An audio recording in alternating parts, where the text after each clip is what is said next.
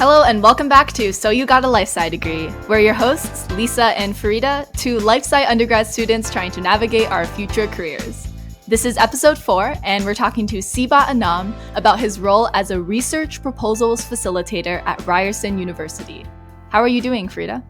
I'm doing pretty good. I think this is like the last probably really nice weather week in Montreal, so I've just been taking a lot of time outside. And I have a squirrel story to follow up last week. Oh, yeah? Yeah. So yeah, this week I was like working outside for a little bit, working on an assignment on campus, and then the squirrel comes up like real close to me, up to my leg, like his tail's almost touching my leg. Yeah, like super close. That's crazy. Does he have no like common sense? Yeah, exactly. That squirrel's gonna roadkill 5 days. I'm predicting it. They're just so like brave. Yeah. And so yeah, I like move my leg a little bit, and then he like jumps out of the way. And then I was like, okay, cool. And then I like turned just to see like where the squirrel went. And he's just like sitting behind me, like, hey, so God. Like, is food off the table? Like, what is going on here? Hello. Like, what do you think I came here to do, woman? Yeah, exactly. Like, I was just like, wow, the audacity. That's ridiculous. Yeah. Oh my gosh. Mm-hmm. Yeah. I don't know. Maybe they are getting braver. Another thing that freaks me out about squirrels is that they know how to cross roads. Yeah. Like, they know when a car is coming that's bad, and they know once they get onto the grass, they're safe. They know the cars don't go on the grass. Yeah. Right? I think like urban animals in general just like are way smarter than like their forest living counterparts. What do you mean? That's totally a thing. Like, raccoons that live in cities are way better at like navigating different challenges put out by scientists than like raccoons that live in forests. Yeah, but that's because scientists are human-centric. So raccoons that live in urban environments are probably more familiar with human patterns of thinking and problem solving. Yeah, okay. So, I mean, fair. It all depends on what you define intelligence as. Yeah, that's pretty fair. I mean, off topic, but there was that one Kurzgesagt video, which is a YouTube channel, and they do science educational videos, and they made this one video about intelligence. And the interesting point I took away from that video was that intelligence is a tool for solving problems and for staying alive. Mm-hmm. So if you don't need intelligence to stay alive, then it's all fine, you know? Yeah, pretty fair. How's your week been? It's also good. I have kind of an interesting story. So I'm not sure if I've mentioned him on the podcast before, but I had this professor last semester whose name is Dr. Stone. He teaches evolution, and he goes by Doc Rock. Get it? And, you know, everyone loves him. He's a great professor, cares a lot about his work. And he is currently teaching Biology 1 MO3, which is the introductory first-year course for evolution and ecology. And I happen to be a TA for that course for this semester.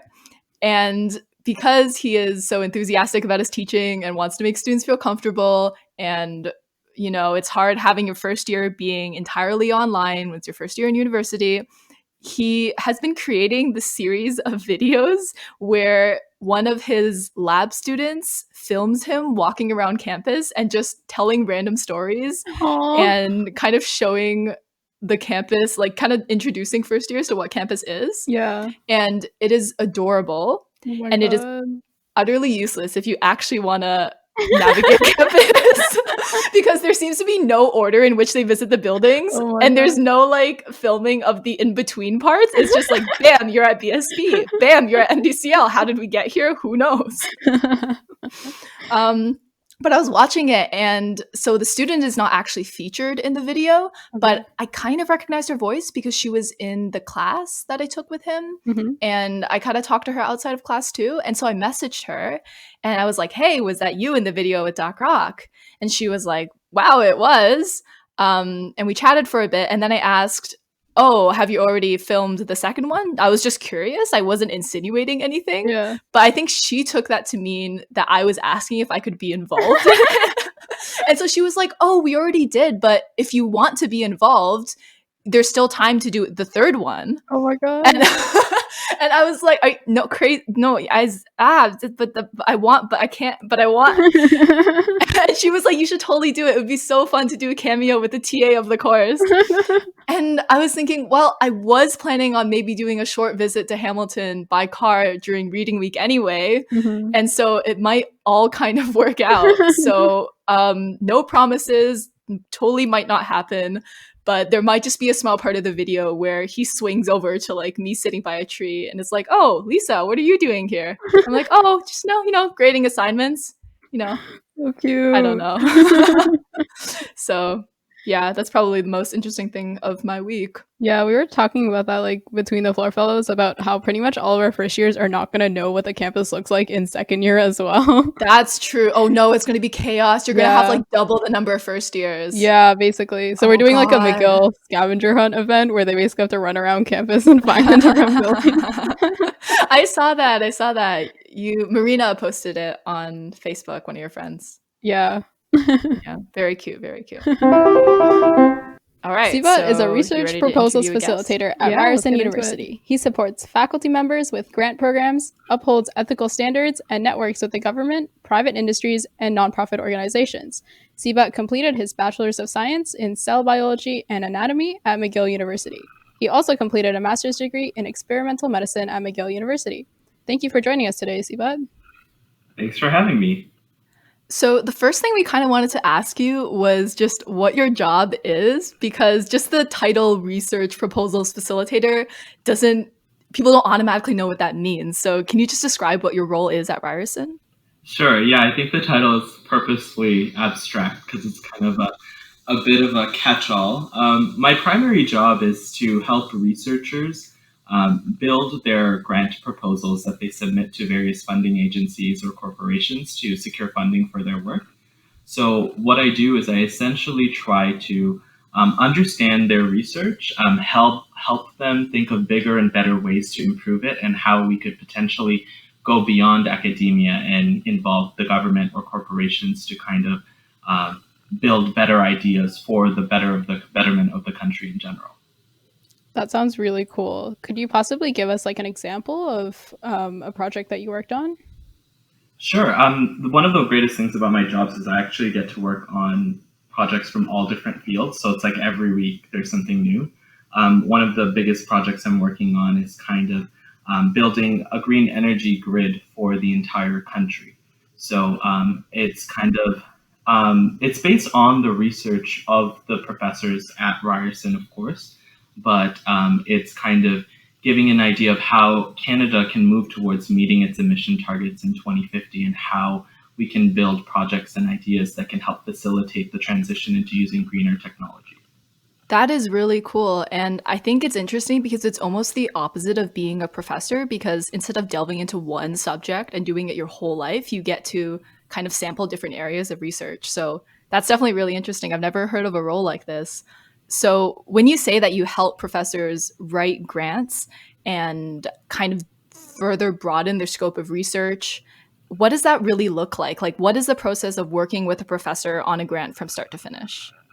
For sure. So, I mean, the ideas always come from the professors. They're the ones who are so passionate about their work that they are spending their entire lives trying to build something better. So, it initially comes with them reaching out to us or us reaching out to them if we think they have a great idea that we can build on. Meeting with the professors one-on-one, kind of getting a grasp of what they're trying to accomplish, and then seeing what's the best way we can support them to not only simply just write their proposals or write their grants, but also to kind of go beyond the box. Because we're not necessarily specialists, we kind of have that outside of the field perspective that they really appreciate. And then you're working with them not only to write the proposals, but also helping them think about, who else can we involve in these projects? What other collaborators can get involved? And that often includes governments, other not-for-profit organizations, corporate organizations. So it kind of just helping them kind of just become bigger so they're not just stuck in the lab. Yeah, especially for something like a green energy grid. I'm assuming that would involve solar panel installers, like, contract workers, nonprofit organizations. So I see how that would be a lot for one professor to manage. And especially with writing grants, sometimes you want someone who has more experience with how to actually get that grant approved. So yeah, it definitely seems like an interesting and important role. For sure. I think you're absolutely right that sometimes professors don't necessarily have the scope to think outside of their field. They get so into their work. So our job is really helping them to see outside of their perspective. Going off of that, like, what are your interactions with government organizations and nonprofits look like when you're trying to bring that research into a more practical use? So those interactions, well, during the COVID era, it goes mostly in terms of just meeting and talking to them and building these projects. So with governments, the major way that researchers in Canada get funding is through the three government funding agencies. So that's my primary interactions with government agencies and officials from the government, is to kind of get a better idea of their programs, how best we could improve our applications to ensure that they like what they're seeing and it's meeting the government's expectations as well as their goals. So that's kind of some of the bridge building that we do, because researchers have their own goals and objectives for their research, and the government has their own goals for what they want to see science and innovation go through. So we try to help bridge those two together. So that often involves meeting with government officials, understanding what they're wanting from us, and then building our applications around their objectives as well. And with not-for-profits and other corporate organizations, it's really about building commercialized products or translating the research knowledge into something that can be commercialized to help the public, or in general be given to industries or the public to improve their lives. Right. That's really cool. Yeah. So like for example, if you develop this new kind of solar cell that has increased efficiency, you want to. It's one thing to develop that product, but then it's a whole other thing to be able to commercialize it and have it be used in the real world. So yeah, for sure. You mentioned that there are 3 government funding agencies, and I was wondering if you could briefly outline those for us. For sure. So I know this podcast is geared towards people with life science degrees, so most of them would be familiar with the Canadian Institute of Health Research, which is the CIHR funding agency, as well as the Natural Science and Engineering Research Council of Canada, which is called NSERC for short. So those are the 2 that our science students are usually familiar with, and the third one is the Social Science and Humanities Research Council of Canada, or SHORC. So those 3 research councils have their own funding budgets as well as their own domains, and they essentially look after those 3 areas: health research, engineering and natural sciences, and social sciences and humanities. Mm-hmm. And I guess that kind of ties into another question that we had for you, because when Farida first described your role to me, she described it as your job is to allocate grant money between research projects at the university. And so just from the past 5 minutes of talking to you, I've realized that it's more than that. But on the aspect of allocating grant money, do you have a role in that? And if so, what does that role look like? So that role is more towards my office in general. I work for the Office of the Vice President of Research and Innovation, and our office in general is responsible for facilitating the entire research environment at our university. So I wouldn't say I'm personally responsible for necessarily allocating the money. My job is more to help researchers secure the funding, and then it's up to the researchers to either allocate the money towards their projects or us to kind of help them. We do help them with their budgeting. So that, in a way, is how I can help researchers kind of find the best ways to use funding once we have secured it. That makes a lot of sense. So one of the things that we like to ask on this podcast is, what does the day-to-day of your job look like? Because as much as you Google, you really can't get that on the internet. And we think that's such a big part of the job, really, because that's what your schedule looks like day to day, and that's a big part of your life. So yeah, we would be really grateful if you could give us kind of a rundown, like what time do you get to work, when do you do a lunch break, how is your day broken down in terms of meetings, work on your own, stuff like that. So I'm really fortunate because I do work from home, so the flexibility that my job gives me is kind of immense. It can change on a daily basis. It can be one day I'm working like a regular 9 to 5 job, and another day I'm working evenings or mornings and things like that. But on a typical day, I usually start with morning meetings with my entire team, where we kind of give updates on the projects we're working on, how they're going. And then we also get a chance to catch up with each other, which is really nice, especially during this time when we're not next to each other. Obviously, before we were all sent to work from home, we were in an office space where I would go down to my building where I work downtown, and we'd all get to see each other and hang out. But that's not the case anymore, but we still try to emulate that even with our morning meetings. After morning meetings, I usually spend a lot of time writing and researching. That's like the heart of my job, where it comes from understanding what the professor's research is, so I can best understand how to talk about it, how to comment on the way that it can be improved and give exactly what funding agencies are looking for from their research. And then I really do just have meetings throughout the day where I'm meeting with professors, meeting with the partner organizations we're working with, or meeting with my fellow colleagues, because we also get a chance to collaborate on certain projects. So that would be something we do often, to just talk to each other to understand how we can kind of brainstorm and throw around ideas. So a typical day like that is, meetings, writing, and research. I think that's the easiest way to sum it up. All right, thank you.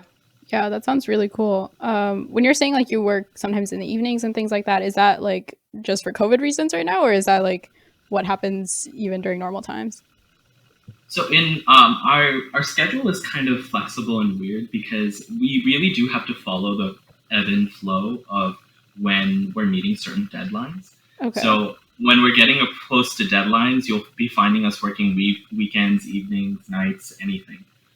We're kind of on the clock 24 hours when we're approaching the worst of times.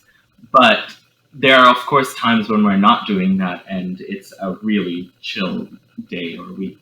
But yes, so because of COVID, we have been afforded the flexibility to work on our own schedule.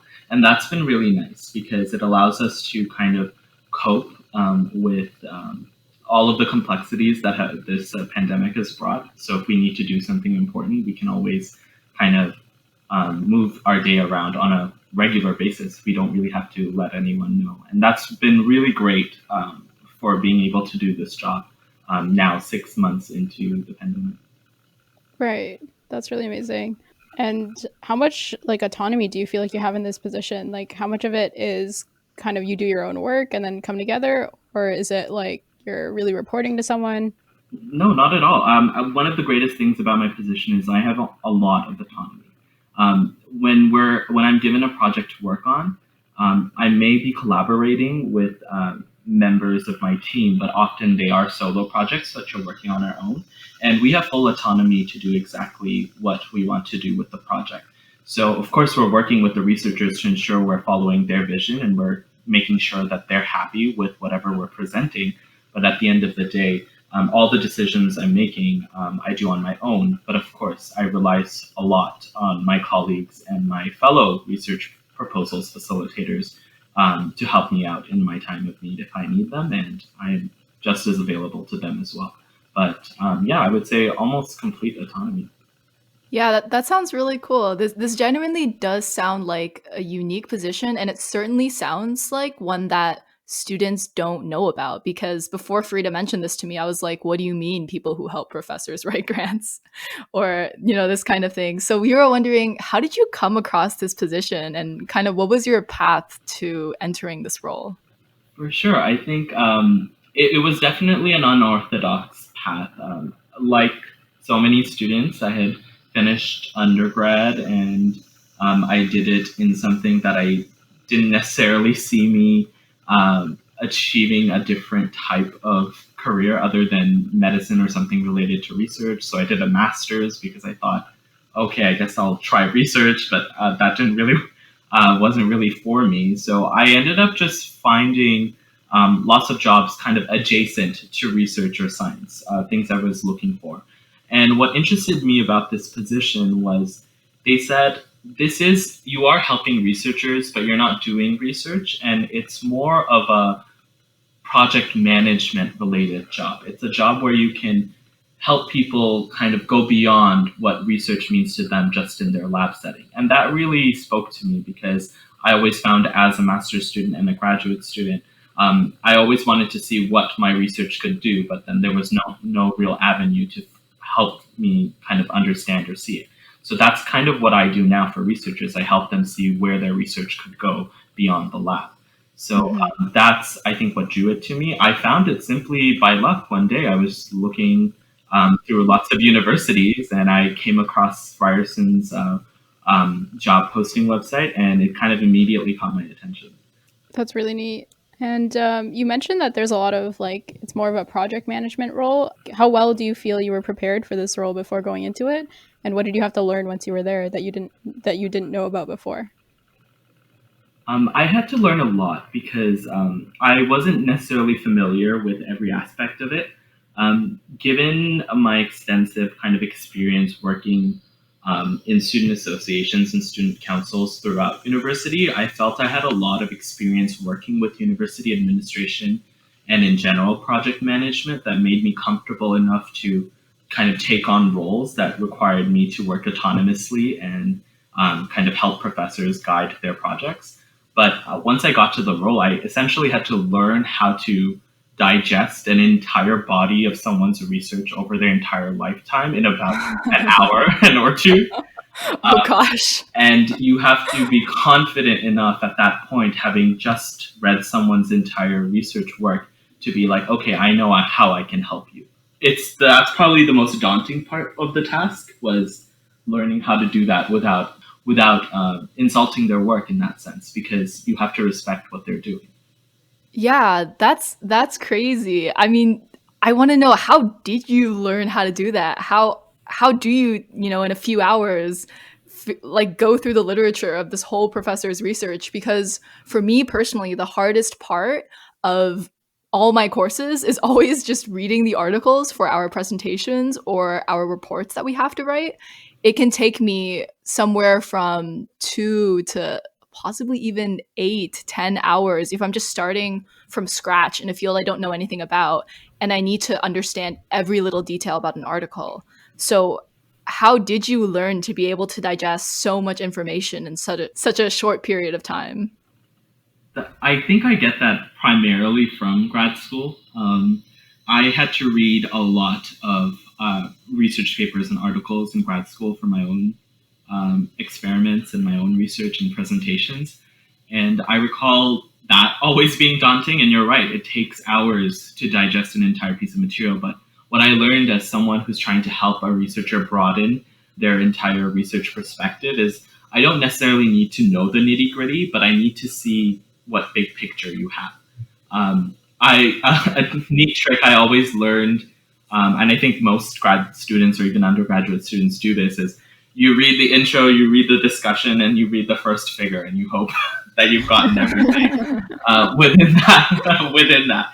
And that's actually a really good tip, because if I don't understand what your research is about by reading your introduction and your ending in your discussion, then what are you trying to tell me? Because research at the end of the day, it has to go beyond just what you're studying. It has to be applicable, and we're trying to make research applicable to everyday life. That's not necessarily the case for everyone, but it is the case for the type of research that I personally work on in my job. So I tend to find that really helps. Right. I mean, going off of that, there's two aspects that I find really interesting about what you just said. The first thing is having to give professors tips, and the second thing is about creating applicable research. So kind of on the first topic, I feel this too when we're given an article and the professor says you have to read this and you have to give a presentation and you have to write a report where you critique aspects of this article. And I'm like, how do I do that? I'm like, I barely know this field of research. And so how do you build up the confidence to be able to say, hey, I've read your research and I know that this is going to help you? Honestly, that's something that was really tough for me. I still find it somewhat tough, having been someone who's graduated relatively recently as well. How do you approach a professor who spent their entire life working on something and telling them, I think you need to do this better? It's definitely about the way you approach it. My job isn't to tell them their research is done poorly or they're not thinking outside of the box. My job is to make suggestions. My job is to say, have you thought about this? Have you thought about this? Approaching it in a way where I'm not only respectful of their work, but they also have a respect for me in knowing that I'm here to help them. I think that's what's the difference between a student speaking to a researcher sometimes, as opposed to me, who's I'm part of the university administration, is that we have this understanding that I'm here to help you improve your work as well. Students can do this with their professors or even their presentations as well. If they look at it as critical thinking, if you look at it as not necessarily I'm questioning your research, but I'm just trying to understand other aspects of it. Researchers actually love when you ask them questions that kind of contradict their work, because they want to know, oh, what am I doing? What could I be doing differently? So that would be my number one tip, is don't be afraid to kind of ask questions if you don't understand something, if you don't know something about the work, because that's exactly what they're looking for. Mm-hmm. And it's good to know that professors have assistants as well with various components of their research, because for me, one of the really daunting things about the idea of being a professor is that, wow, I'm basically in charge of a small business and have to make all these big decisions and decide where my research is going. So it's good to know that there are supports for professors out there. And then kind of getting into the second thing I wanted to address was in terms of creating research that has real world applications. And I think this is kind of interesting to me because I remember when I first got into university, I was like, oh, I just want to do research for research's sake because science is cool and science and discovery and all those things. But I think over time, I've become more interested in stuff that actually has an impact because, oh, we can create this treatment for breast cancer, or we can develop this technology to help low-income communities, that kind of thing. So just this is more of a philosophical discussion-y question, but yeah, just like, what are your thoughts on that? I know you mentioned that you're more interested in research with real life impacts. I personally, when I did grad school, I did a lot of wet lab research, which is really interesting and can be really focused on what you're doing. But what I kind of wanted to have more experiences was understanding how research could have broad applications to everyday life. And I think that's something that a lot of people would be interested in, because you would like to see how you can help as many people as you can with the work that you're doing. Um, I really pride myself in the fact that Ryerson, as a research institution, really does put a focus on making applicable research. So their focus has always been on involving partner organizations in the research that's conducted at the university. So I think that's what really helps with almost every project I work on, is as soon as I'm working with a researcher, I'm immediately introduced to their whole network of partner organizations. These can be industrial companies, not-for-profit organizations, government or public agencies, and they're all there to create something that can help the public. This can be a commercialized product, like you said, like if you're doing research on a solar panel and you're revitalizing how efficient it is. This could be a whole group of people who are working to establish that kind of project across the city or across the country. So that's what I think has been really exciting, is that every project I work on essentially has applications, because we're already working with a network of people who are willing to commercialize a product or translate the research in some way where we can build something to help people. Mm-hmm. I guess following up with your discussion about how Ryerson really does put a focus on the applications of their research, I've definitely noticed that just in the way that they promote different programs that they're coming out with and things like that. So if someone's interested in this position, do you know if similar positions exist in other universities or even non-university institutions? Oh, definitely. Several institutions have robust research services offices, including every university in Canada. And not necessarily all of the universities will have services like mine, where we provide direct support to the researchers. But other universities, especially in Toronto and the West Coast, they definitely have it. But I did want to point out that, yes, definitely not all universities provide the type of support that Ryerson has provided researchers. It's not something that I was used to at McGill even. Like, it's not, I didn't even hear about any such services, even though I think it's such a great way to help researchers build their research. Mm-hmm. Yeah, that's cool. I guess it is unique to be able to have kind of more one-on-one support with things like grants, or just a bit of a more personal connection? So I guess going back to the discussion about reading articles and how it's like, usually a challenge at the beginning, I think one thing that really helps me is just having like a little bit of domain knowledge and having read previous stuff in a similar research context. So how often do you get to pick the area of research that you want to help the professor out in, and how often does it stay consistent? It's kind of whatever requires help, I can be put projects on. Okay. I definitely think because of my background in life science research, I definitely get put on a lot of our health science and health research, as well as our engineering and natural sciences projects. But that doesn't mean I'm limited. Like one of the biggest projects I'm working on right now is a social science and humanities project. And those are kind of my favorite because it's so outside of the field of where I work.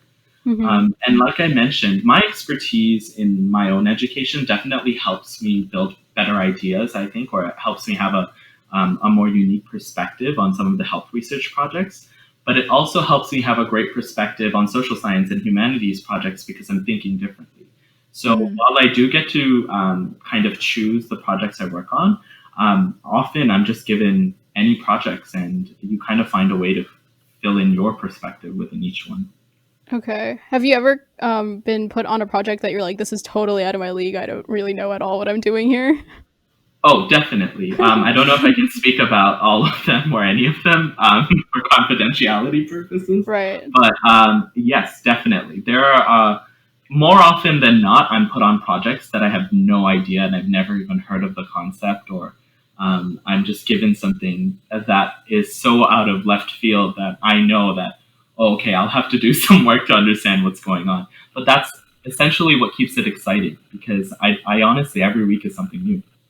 Right. And in some ways, that's almost what your job is having the skill to look at something you don't know anything about and then being able to make some conclusions about it, which is pretty Exactly. cool. And then you mentioned that you tend to work a bit more on the more, biology stuff or life sci projects because you have this life science background. And so I was wondering, when people hire for these kinds of positions, whether it be at Ryerson or other universities, do you know what kind of people they look for? Like, do you have to have a master's? Like, what are the requirements for this position? Right. So a master's degree would probably be a minimum for the position I currently have. A lot of my colleagues have PhDs. Um, the qualities that this position really looks for, or the qualifications, I should say, is the ability to understand research in a technical sense. So you have to be familiar with not only reading papers, understanding how funding agencies work in a sense of how to write grants, what grants are about, and experience with working with an entire network of people. I think I mentioned project management is a big part of the job, but that's because the transferable skills you need from that are, I would say, more important than your ability to write grants or your ability to read research and understand it. The biggest part of my job is to question the researchers to help build better projects. So you have to understand how to work as a collaborative team member. You have to understand how to work with different people from different groups. And you have to understand at the end of the day that you're trying to improve upon what's already existing. So you have to think creatively. So I think those are the three biggest qualities, more so than being the best writer or the greatest researcher or academic individual. Mm-hmm. Right. So do the people who are in this role in your office or in other universities, do they primarily have science graduate degrees, or do they come from different fields or anything like that? They come from every field. They are science degree holders. A lot of them are science degree holders because 2 out of the 3 funding agencies are related to science. There are many people from social sciences and humanities as well. And I think, it doesn't necessarily matter your degree per se, but it matters the level of your degree. So having a master's or a PhD definitely helps with this position because you're aware of the research world a bit more than an undergraduate student. However, an undergraduate student is fully capable of understanding how research works, how academic writing is. Mm-hmm. And then you mentioned that for your role right now, a master's degree is sufficient. And I'm curious, well, this is the part where it's like I'm interviewing, like, where do you see yourself in 5 years? But without making it sound cheesy, what are sort of your future goals? Do you see yourself staying in this position, or do you like to do some kind of different work in the future? Are there any opportunities for promotion within your role that you can tell us about? Sure. I mean, I definitely see myself in this position for the foreseeable future. I started this job just in January of this year, so I'm actually Okay.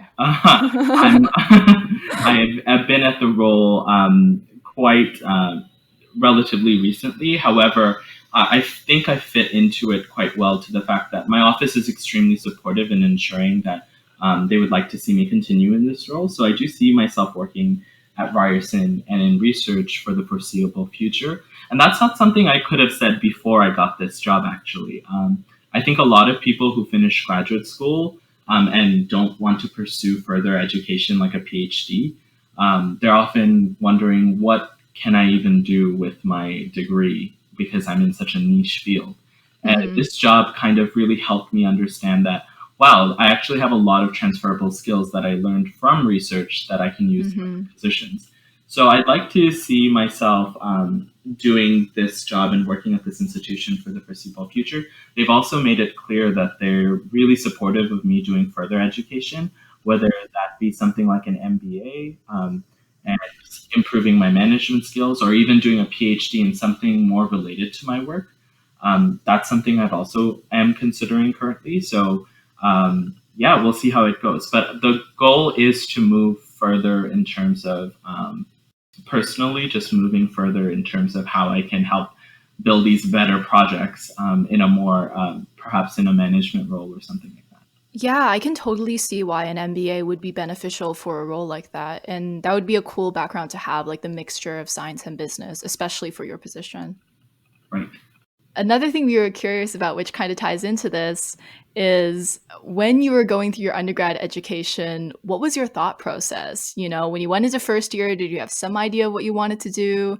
When you went into grad school, why were you doing so? And yeah, just kind of what was it like coming out of grad school and being and looking around and being like, well, what now? I think my first year of undergrad, I went in like almost every student in the life sciences thinking, oh, I guess I want to be a doctor. And I found out very quickly from my first cadaver course that we had that I did not Oh gosh. want to be a doctor anymore. Um, so if I'm honest, my entire undergrad was a question mark after that because I had built my entire life, and I think a lot of students do this. They built their entire life around this one goal. And you do university and you do undergrad. And at the end of undergrad, I had no idea what I wanted to do. And I thought, okay, let's do a master's. So I did a master's. And at the end of the master's, I was like, I have no idea what I want to do. Because I wasn't necessarily fulfilled as much as I thought I would be doing research in the lab. But I knew I was always interested in management, and I knew I was always interested in kind of project management in general. I mentioned previously that I was just really involved in undergrad and in grad school in my school community and setting. And I think that's what really pushed me to find a position that could utilize my science degrees, but also move me towards more management and with a bit more project related. So I think that's what got me to the position I'm in currently. That's really cool. And you mentioned a little bit about how you were really involved in undergrad. Just, knowing you a little bit personally, I think you take a lot of pride in like working in student government and things like that. How much do you think that contributed towards how prepared you felt for this role? And like what kind of things outside of school would you recommend doing to kind of land a position like yours? Right.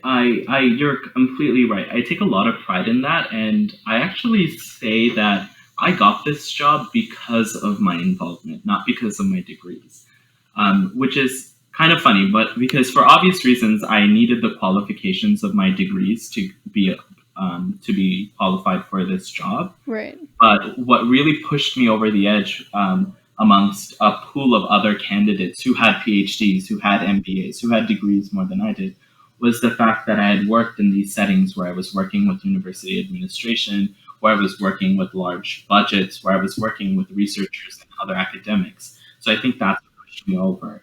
I did a lot of student government work throughout my entire grad school and undergrad, like 5 or 6 years of it. And those positions really help, but those are not the only ways to get involved. I think for my position specifically, if you have experience working either with researchers, you have experience working in collaborative teams, and you have experience working in problem solving or creative thinking, those are the three things that people look for in this type of position. So I kind of got all three of those experiences from my degrees, my involvement.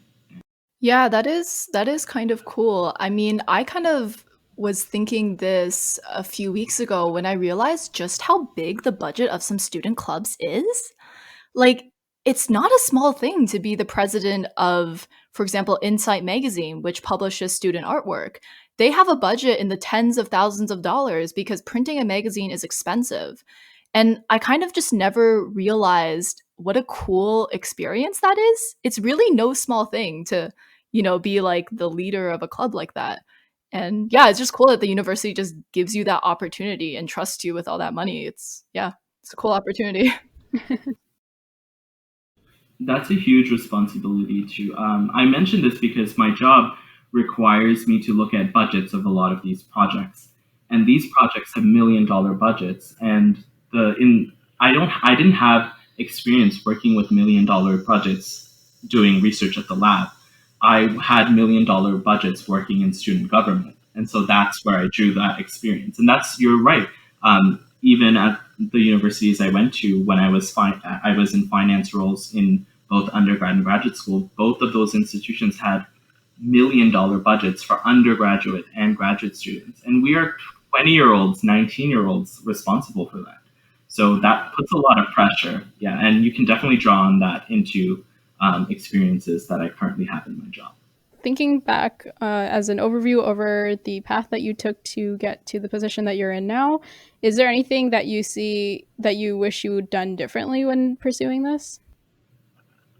I try not to think too much about what I would have done differently because I think we're all on different journeys. That's a little philosophical, but I try not to have too many regrets in that sense.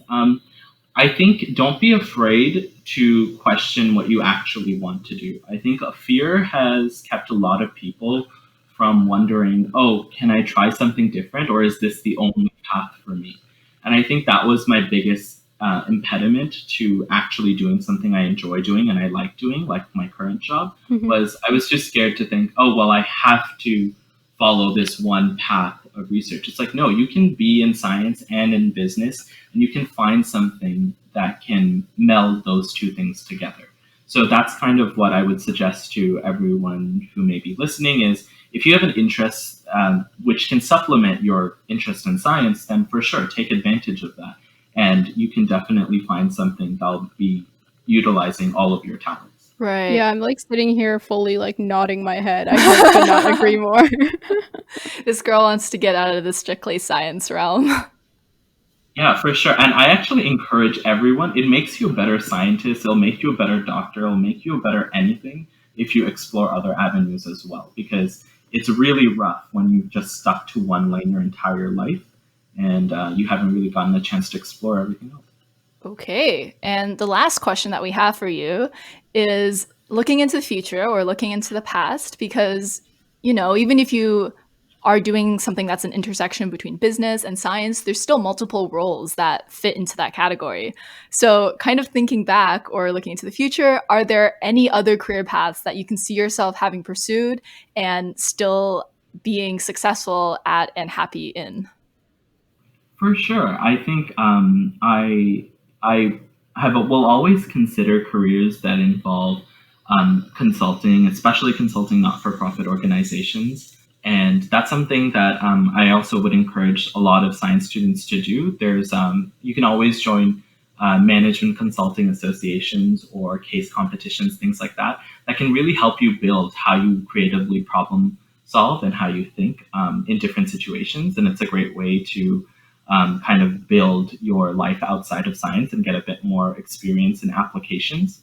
So I can see myself pursuing something in consulting, and I would love to see what other avenues in research institutions, universities, that I could pursue in the future. As I mentioned, Canada has these 3 great funding agencies, and they're always looking for kind of new perspectives on how to improve the entire world that is funding the research and innovation of an entire country.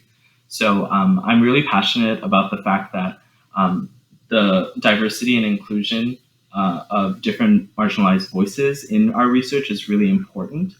Research in Canada has always been focused on certain groups of people, and I think that's something that needs to change. And that's something that our 3 funding agencies are committed to changing, but of course these things take time. So I really do want to see how I could potentially be involved in fostering that kind of change so that we have more researchers and more research that's more representative of the people of this country. Right. And I mean, I feel like that's a whole other topic in and of itself, is just the intersection between science and kind of politics or culture. So we won't get too much into that. And, we'll probably just wrap this up. But before we do so, is there anything else you would like to add? No, I just wanted to thank you both. I think you're doing a great job with this podcast, and Aw, thank you. I hope that a lot of science students can get better ideas of what else they can do with their science degrees, because it's definitely not limited. Yeah, I definitely haven't been shy with plugging this podcast. Like, I go to my poetry class, which like 80% of the people are studying like English literature, and I'm like, so I have a podcast, and it's about this. You can check it out. Yeah. If you would like to follow Sibat's work, you can connect with him on LinkedIn at the link in the show notes.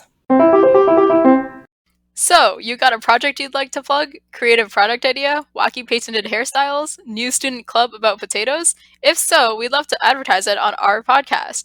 If you're interested in having your ad here, contact us at soyougotaliFsciDegree@gmail.com with the subject line podcast ad. To view our current rates, you can head over to the services tab of our Facebook page. It's a great way to get the word out about your idea while also supporting this podcast. And we're live. So, Lisa, how do you feel about being a Research Proposals Facilitator? I think his role is genuinely so cool. Like, I didn't want to overreact while he was talking, but oh my god, like, I think when you described it to me, you described it as he decides how grant money is allocated. Well, that's what I thought the role was. Yeah, based on what he told you, which now I'm realizing maybe our social media post was entirely incorrect. But it's fine. No one responded anyway. Sad. But yeah, like I think it's genuinely so interesting. I think it's actually a role that's required. Sometimes people look down on like quote unquote middlemen admin roles, but I don't think it's like that at all. I think it genuinely has a purpose, and yeah, I just didn't know that this kind of thing existed. What about you? Yeah, I think I'm like genuinely just so annoyed at how great our guests' like positions are and how interesting they. Yeah, I was gonna say all of our guests are like so successful. Yeah, and like they all like really seem to enjoy what they're doing, which is really cool. I mean, I feel like that's probably partially a selection bias. Like if you're down to talk about your job, you're probably more passionate about it in the first place. That's pretty fair. But yeah, it is cool that we've gotten to talk to successful and passionate people. Yeah, I think it really goes to show like there's a lot of things you can do that you'll still enjoy, even if it's not the typical routes of like research and medicine. Yeah. I think it was also kind of interesting that through doing this podcast, we get a bit more info about the inside deets of various industries.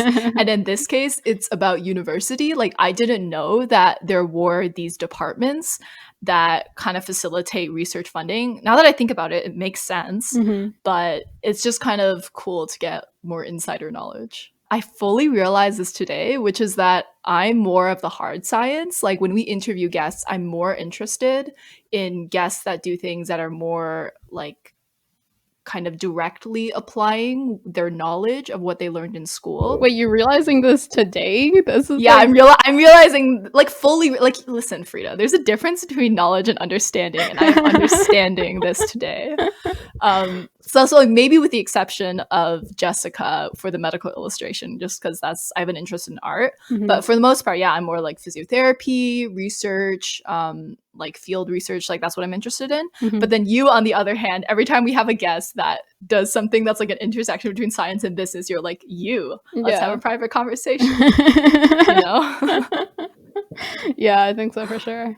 Yeah, so I think that makes for a bit of a good balance, because that ways if we have a guest who their career I'm maybe less personally interested in, you might be like a bit more interested in it, so then you can ask more of those questions that are like the questions you would actually ask if you're interested in maybe pursuing that career. Yeah, I think a big reason I'm interested in the kind of, it's more like science and policy, I would say, is really exemplified by like the whole climate change issues going on, where like I think you actually brought this to my mind, where you were like, yeah, a lot of climate change issues now are really just about like politics and the economy and stuff like that. It's really not that much about the science, because we definitely have the tech. It's about implementing it and on a large scale.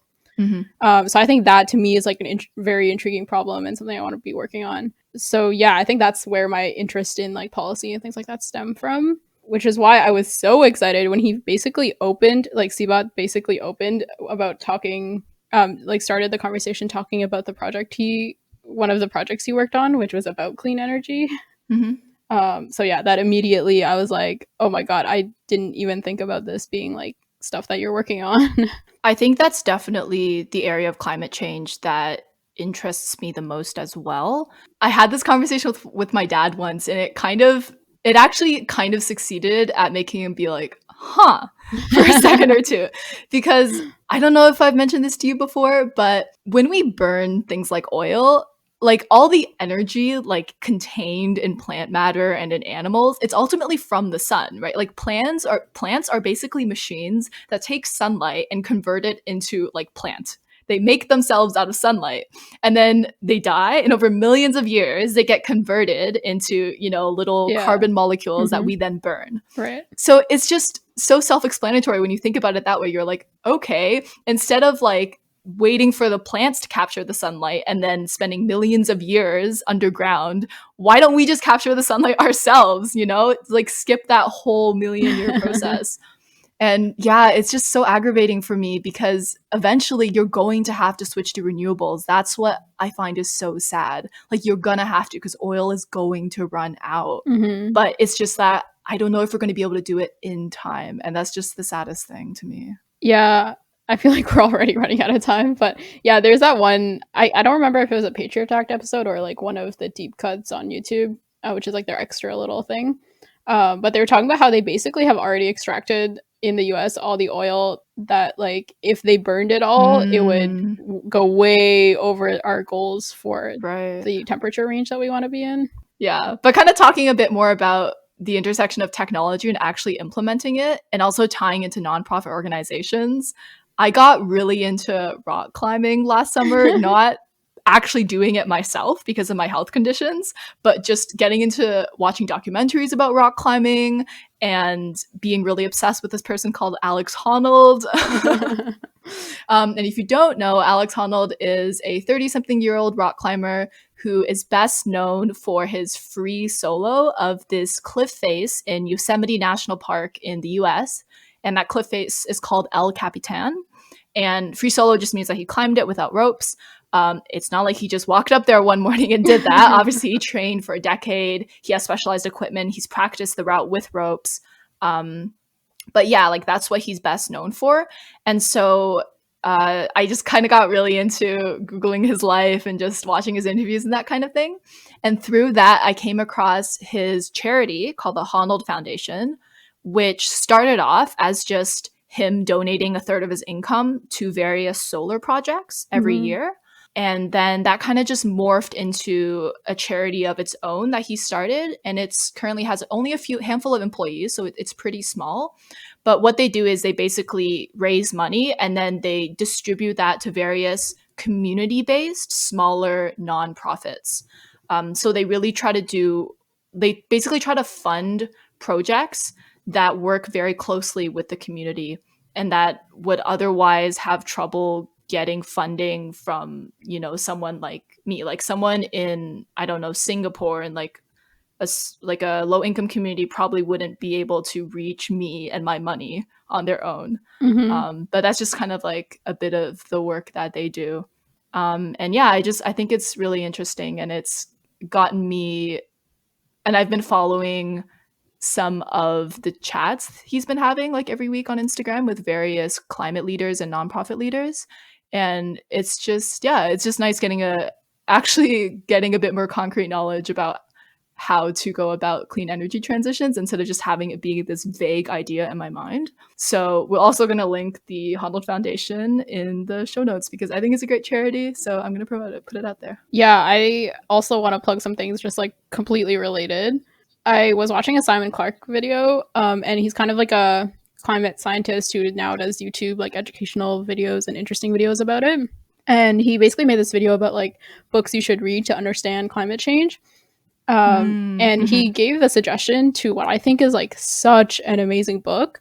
It's called Drawdown it says Paul Hawken. We can link it in the show notes as well. And it's basically like outlining all the tech that we currently have that will be effective to reverse climate change. And the main argument of this book is like, we have the tech, it's just about implementing it. So he really goes into like what we should be doing and just like finding ways to make it happen. Yeah. So yeah, I like can't believe a resource like this exists. So now it's like really our job to find ways to actually implement these things. And the other resource is the United Nations climate change carbon offset platform. And I think I've told you about this a little bit before, but it's basically like these projects that get vetted by the UN that are in developing nations that will offset climate change. So it's usually renewable energy like projects. So like solar farms, wind farms. Sometimes it's like setting up a nuclear power plant. And you basically can fund it from different countries. And the reason it's in developing nations is usually because it's just way cheaper to like build these things in those countries. Like my plan is basically just to get rich and then throw money at these projects. Yeah. But it's just like really cool because you can see like projects that you're contributing to, and there's kind of this sense of satisfaction of like, yeah, I've fully funded this project and it's like gonna be built. Like it's a very concrete thing, which is really interesting to see. Right.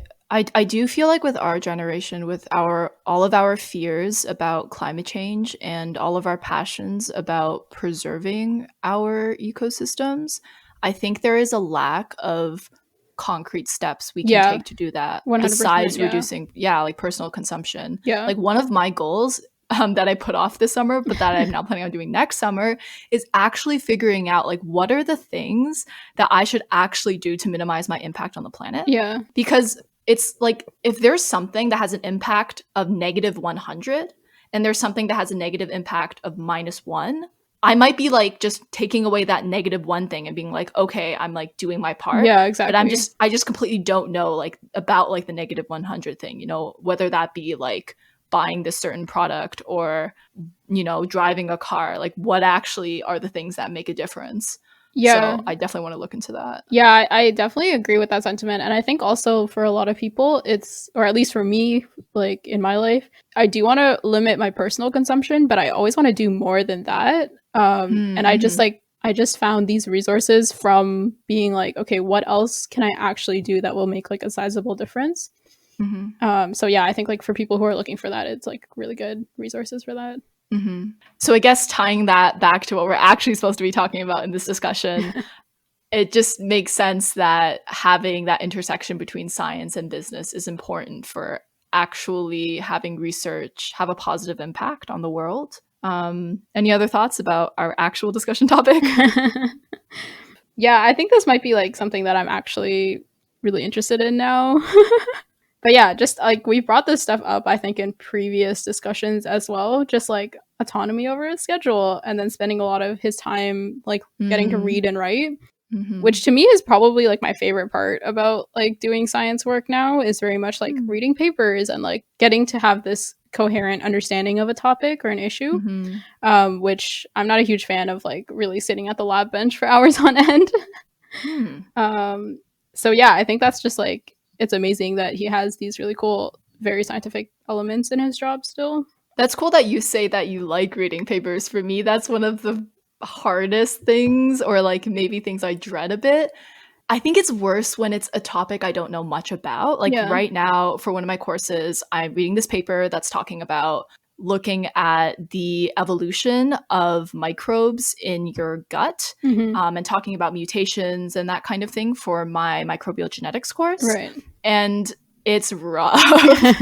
It's hard. And it's just because I don't know any of the terms. Yeah. But over the summer, when I was reading papers that were more about immunology and breast cancer, I actually found that a lot easier, just because I already kind of know the techniques, like the molecular biology techniques and all that kind of thing. So yeah, hopefully for me, that's something that will get easier if I'm, reading more papers that are of a similar domain. But yeah, I think I also do like the wet lab stuff, so maybe that's a good balance to have. I don't know. Yeah, I think for me, like, to clarify, I'm not saying it's at all easy. Like, I totally still have a hard time reading papers. Yeah, I was taking like this grad course last semester. Sorry, was it last semester? Yes, last semester. So we had to read about 2 to 4 papers per week, and I literally had to do it like first thing in the morning with a big cup of coffee, like in a different novel location. Yeah.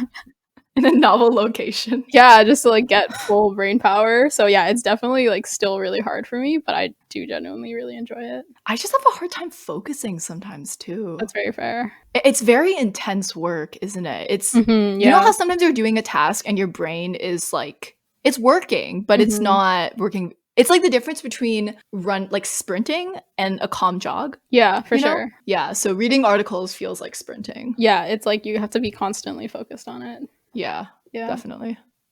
Any other tidbits about our discussion? You just mentioned offhand for a little bit that where he's working is open to kind of him pursuing higher education in the future. Does that mean like paying for him to do higher education? I don't think so. We should have asked him about that, what exactly he meant. Yeah, I was a little bit scared to ask, but yeah. Right. I don't think they would pay for it, but it would be like, okay, if you want to go out and you want to do an MBA, we can guarantee you can still get your position after the 2 years or something like that. Yeah, I think for MBA, some people might be like paid a certain percentage, like lower percentage of their salary. Right. Especially if you're doing it while you're working, now that I'm thinking about it. Like if you're a part-time MBA student kind of thing. Yeah, I think that's like more common. Yeah, you're right. You're right. Yeah. That actually makes more sense. It makes more sense than stopping your job for 2 years and then coming back. Yeah, so maybe that's more of what it's like. I mean, you can ask him when you have your private little chat. Yeah, but that's just like so cool to me. Like you don't have to worry about going back and finding a job. Like you're basically guaranteed a place and you're getting an education and getting paid. Like that's a sweet deal.